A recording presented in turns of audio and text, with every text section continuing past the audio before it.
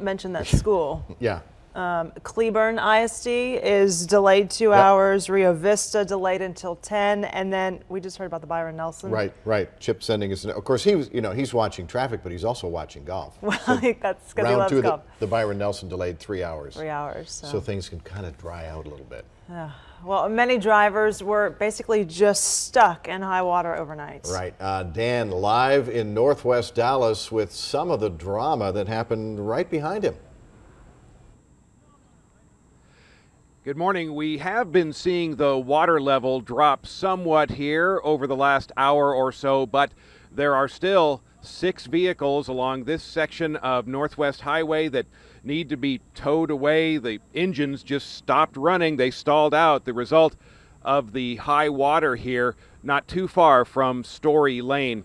One of these vehicles was being driven by a woman who a couple of hours ago found herself trapped in the water as it was rising. Dallas Fire Rescue arrived. We have video of that. They inflated a raft and were able to get that woman to safety. She was shaken up by the experience, but otherwise not injured. Another one of the vehicles that was stranded here earlier, a very large tow truck that was itself on a call to go help some stranded drivers. We did speak with the driver of that tow truck. He too found himself under this overpass as the water was rising, said it was a very scary situation. It was very scary. I didn't know really what was going to happen, really. The water was continuously rising and cars were steadily coming in.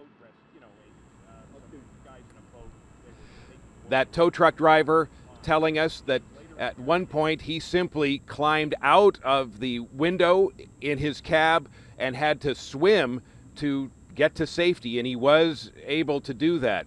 Now, before we arrived here, we were at a couple of other locations around Dallas. I want to show you what it looked like along Lemon Avenue, not too far from University, in front of a Cadillac dealership. We saw what looked to be 6 or 7 vehicles. They were all sort of clustered in the center median. Again, the engines stalling out because of the high water.